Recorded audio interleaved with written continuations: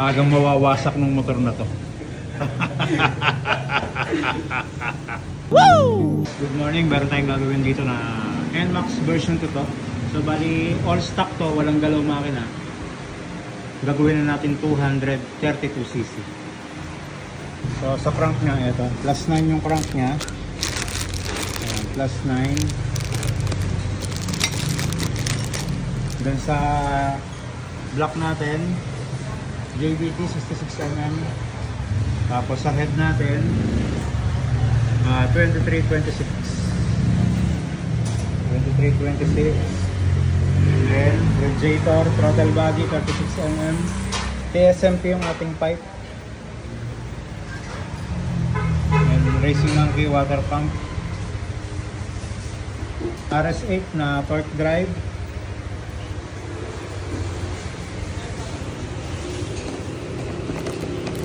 TSMP yung pulley. Then TSMP yung kanyang bell. Then sa ram air natin, ito.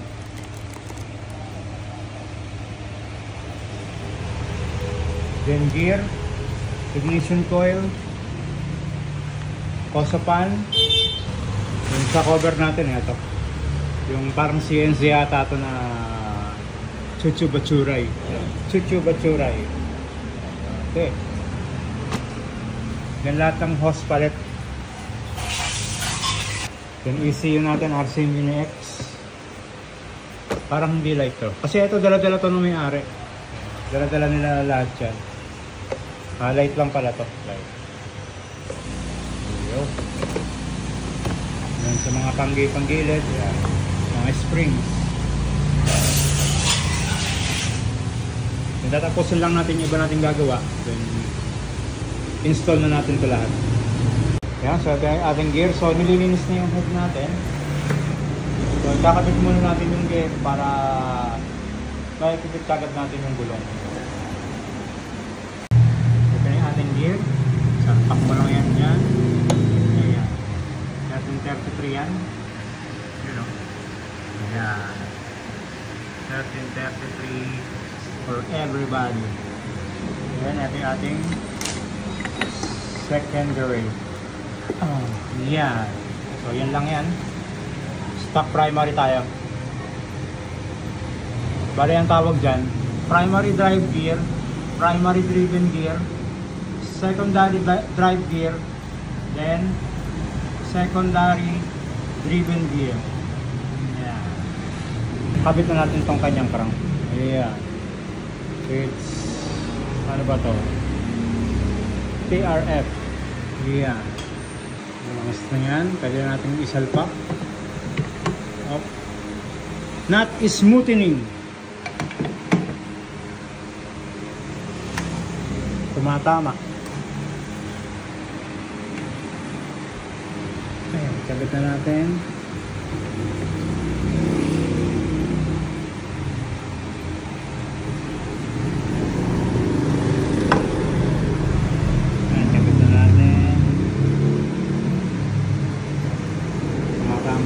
Dito sa ating case. Ayan.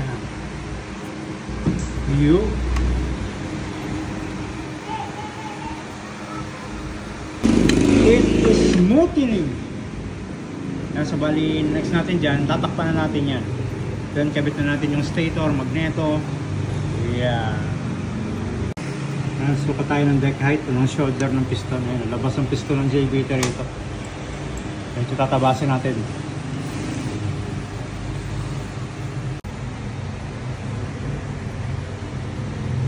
Ayan, may guhit. Ayan, tatanggalin natin yung guhit. Ayan. So bali, nakalusot na tayo sa clay test. So may konting dish tayo dyan. I-compression ratio natin. Then bawas na lang pagka sobra. Ito siguradong sobra pa to. Kasi ang target lang natin is 12.5. Pagka sobra, tabas, tapos burette ulit hanggang makuha natin yung target natin. So ito, nakuha na natin yung tamang volume. Ayan, bali nakatatlong tabas tayo ng piston dyan. Naka-dish siya. Ito yung kanyang chamber volume, unswept volume niya. So bali 232cc plus 20, then equals nyo, then divide nyo sa 20 ulit.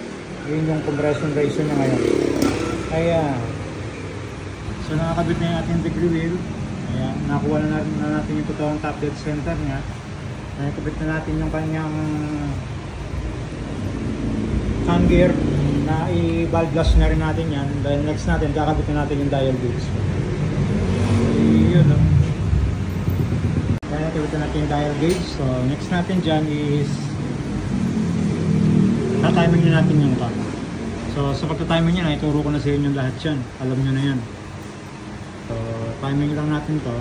Yung double check sa lahat ng ginawa para sure na wala tayong nakakalimutan.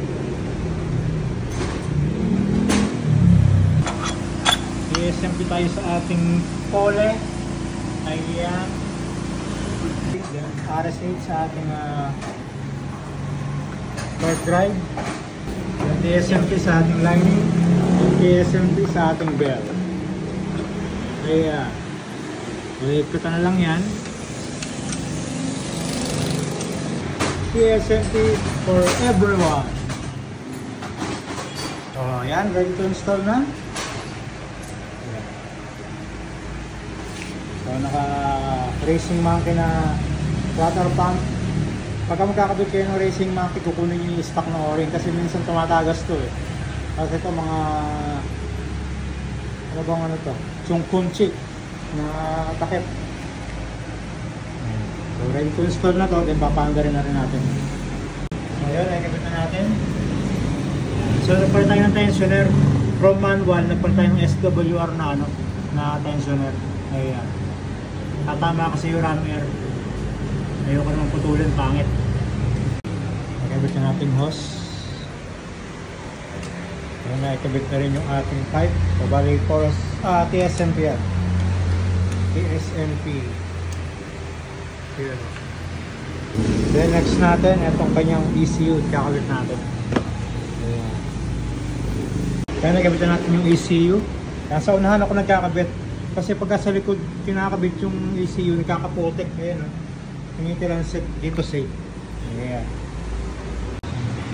Alright, double check lang sa mga wiring. Nakikabit na natin yung kanyang ignition coil, pito. Tapos yung high tension wire. Sa radiator natin, BRT. Ito yung ating pipe. Ano. On the susi. Let's hear it for the first start. And fire. Woo! Yan, no?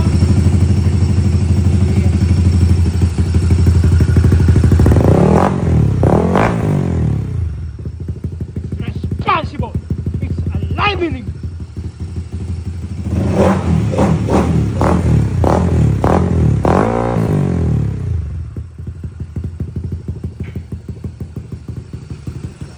Sumisipon dito lang yan. Lang ang konti yung fire pero it's silent.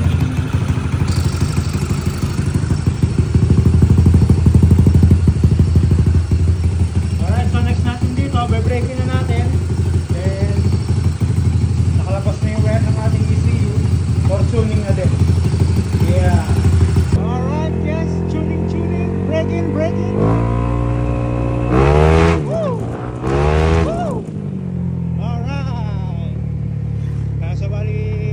Breaking lang muna natin to, tapos tono na. Then pagka wala naging diferensya to, pwede natin isoli sa kanyang may-ari. Then next build na rin kagad tayo. Kaya so hanggang dito na lang ang ating video. So maraming salamat. Thank you and goodbye.